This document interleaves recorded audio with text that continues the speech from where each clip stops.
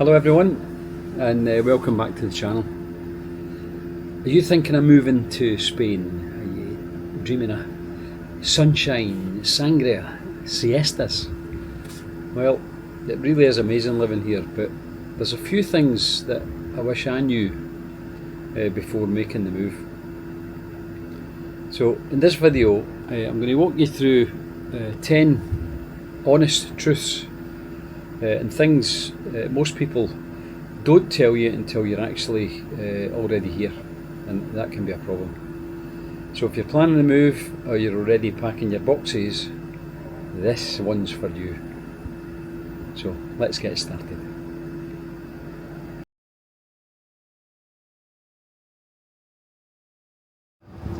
So let's kick things off with something no one really warns you about: bureaucracy. Spain loves paperwork. Opening a bank account, registering for healthcare, getting residency cards, registering kids in school. It's all possible, but it's rarely easy. So forms need to be filled out in Spanish, sometimes in duplicate or triplicate. Often you read appointments for just doing the smallest, simplest things. Some places require documents to be translated, to be stamped, and even something called apostilled, which is it proves they're an official document. So best advice: as soon as you're able to do so, get yourself a digital certificate. Now this gives you access, online access to loads of things in Spain. Ask around locally where you're living for a good translator. So that's somebody who is fluent in both Spanish and English. And whilst it might not sound sensible, try and get an English person who speaks fluent Spanish rather than the other way around, because sometimes the translations can be lost slightly. Ask around and find a good gestor. So that's G-E-S-T-O-R, gestor. So they're a local admin fixer. They'll guide you through the maze of paperwork. They speak the language, and they often know shortcuts that get you to where you want to be. And all of this will just help you pulling all your hair out in frustration. And so trust me, finding a good gestor who speaks English and Spanish is money well spent.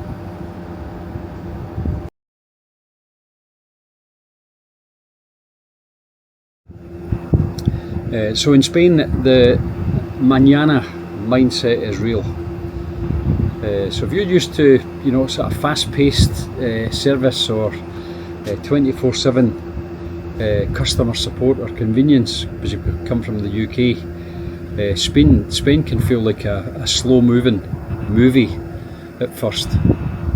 Things will get done, but just probably not today or not even tomorrow. So this Mañana mindset, it isn't laziness, it's just cultural, it's just the way Spain is. It reflects their more relaxed view of time. Builders, electricians, plumbers, they'll show up eventually, and often not on the day that you selected. Deliveries might arrive a few days later. Even government processes have a pace all on their own, and if you're expecting mail, well, it'll get to you eventually, but it'll take time. So just know everything takes longer here, so be patient. It's not personal, they're not having an attack at you or a pop at you. It's just how things work here in Spain, and you grow to appreciate just the slower rhythm and slower pace of life once you accept it and stop fighting it. So just calmate, calm down.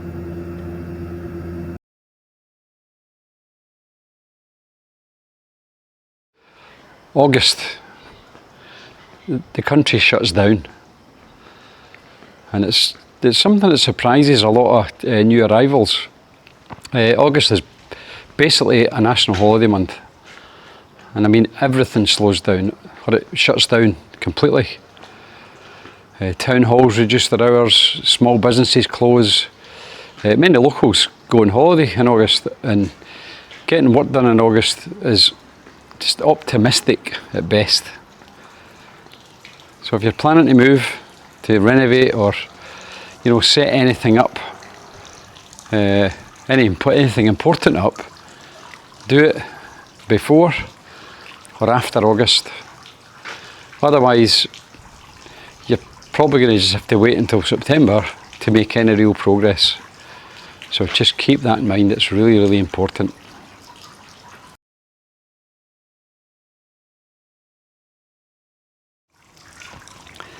Speaking Spanish helps more than you think. Now, I've got to emphasise, you don't need to be fluent to live happily in Spain, but even basic Spanish makes life just so much easier. So in touristy areas, you'll get by with English, but you try ordering food, booking any appointments, or going to see a doctor without Spanish, and you've just hit a wall fast. So start small, learn how to introduce yourself, learn how to ask simple questions or explain a problem. Locals do appreciate you making the effort, and even if you get it wrong, they just appreciate the fact that you're giving it a go, and they will correct you wherever possible, but they'll never make you feel bad. And the simple fact is that the more you use it, the more confident you become to try it next time. And the more often you try it, the more you're going to learn. And you'll just get better and better the more you go. So, learn some Spanish.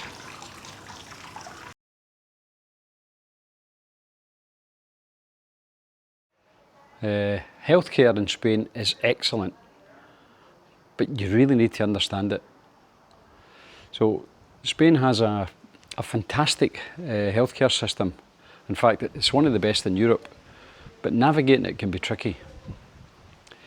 So you've got paid for public healthcare, convenio especial, available if you're a resident and you meet certain criteria, and you're prepared to pay for it until you can register your UK S1 form. Then it's free. And then there are private options, which obviously you'll need for your visa. Many expats use these just for quicker access. Knowing whether you need a private plan, how to get assigned a doctor or register with a health centre, they're all essential steps. Now you'll probably have health insurance for your first year or two with the NLV if you're coming on down that channel. And most people just renew the healthcare at the end of year one to avoid any complications with visa renewal. But start looking into alternatives well before the expiry date or renewal date. And just remember that any insurance you've got in Spain, you need to give the insurance provider at least a full calendar month's notice if you want to cancel. So if you don't do that, if you wait till sort of a fortnight before or even 3 weeks before you tell me you want to cancel, that's just not going to happen. They will renew and they will take the money. So remember, at least 1 month's notice, a calendar month's notice to cancel anything. And most importantly, don't wait until you're sick to figure all of this out. Get it sorted early, especially if you've already got sort of ongoing health needs.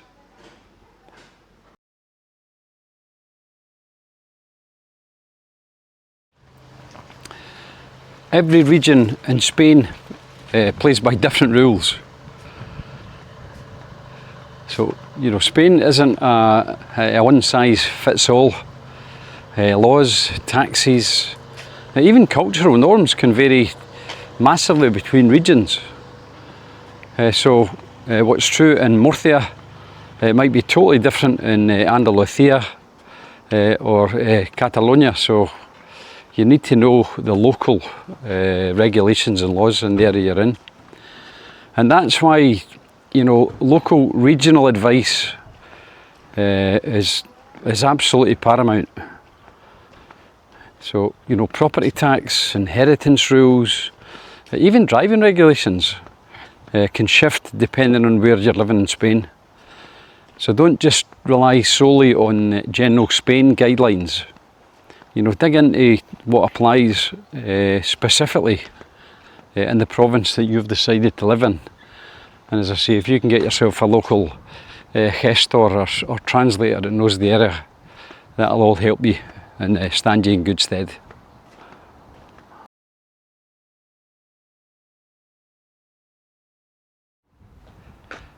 It's really, really important to note that making local friends takes time.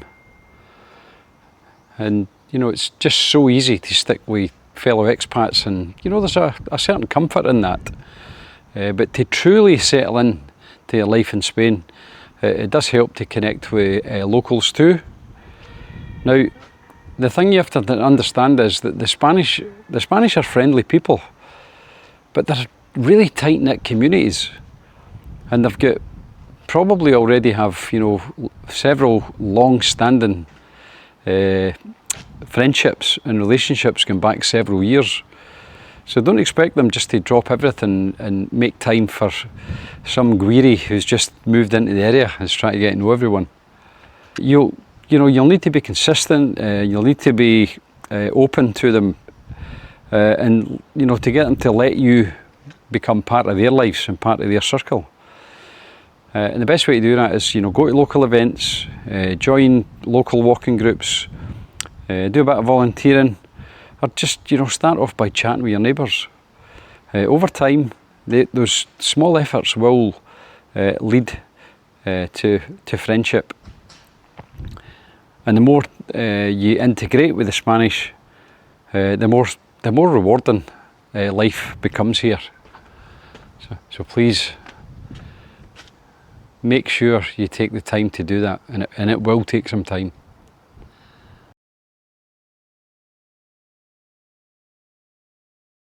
If you're buying property here in Spain, property can come with lots of hidden surprises. So, you know, buying property here in Spain is a dream for many, but it can come with unexpected bumps along the way. You know, because some homes you'll look at will have paperwork issues, illegal extensions, they'll have unregistered features, you know, like swimming pools, or rural properties especially could have quirks. So, you know, no mains water, or limited internet, or just rights of way issues that you don't even know existed. And my advice is, if there's any suggestion of any of these issues at a property you're looking at, my advice is just walk away. There's plenty more properties to look at. And on the same note, it's important to use an independent lawyer. Don't use one connected to the agent or the seller or the developer. Use an independent lawyer. They'll check everything is legal. They'll check it's all registered properly and that everything's above board. And do that before you sign anything. Oh, and don't pay the selling agent any money. Don't pay them anything, no matter what they say. Just do everything through your own solicitor and lawyer. You'll thank me for it if it goes wrong.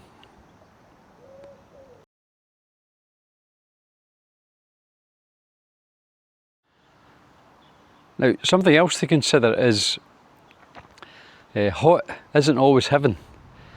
You know, having the sun for most of the year sounds like a dream, but it can actually be quite a challenging thing to deal with, especially in the hottest months of July and August.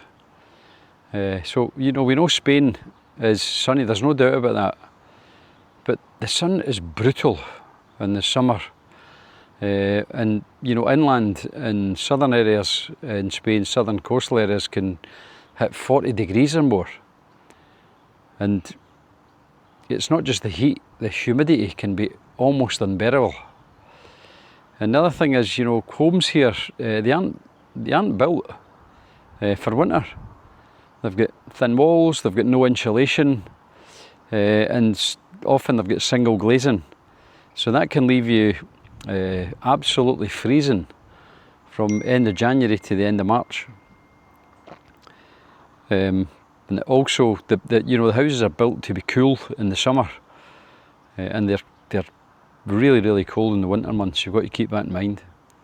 So when you're house hunting, check the heating, check the cooling situation. Don't just look for aircon, because you will need heat in the winter months, at least for, you know, February and March. So don't miss out on that. Don't underestimate the need for good heating. Don't just check the aircon.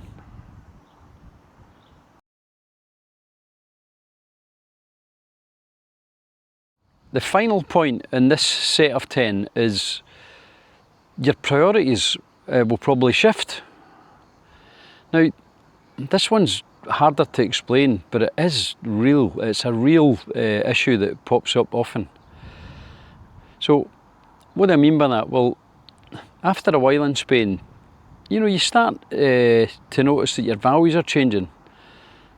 Things slow down, life slows down, your stress levels drop. There's no such thing as road rage here, and drivers are courteous and they'll let you out.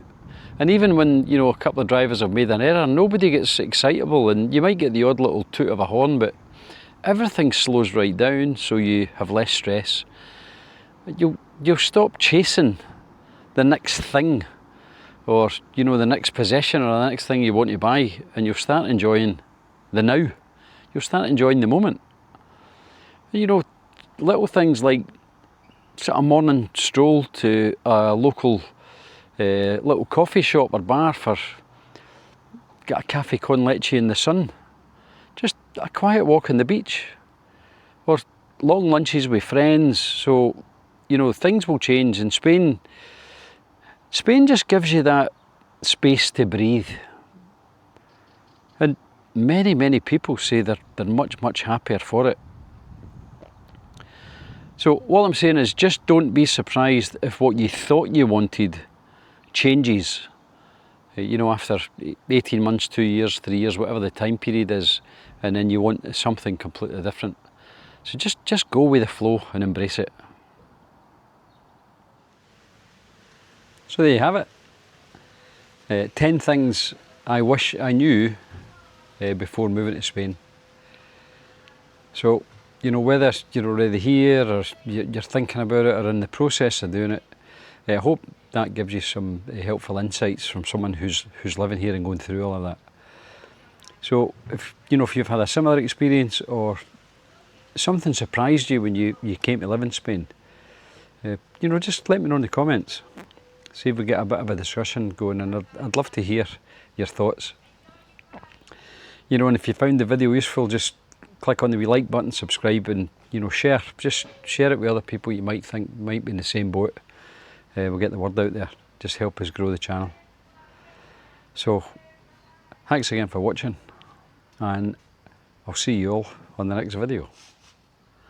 Hasta luego.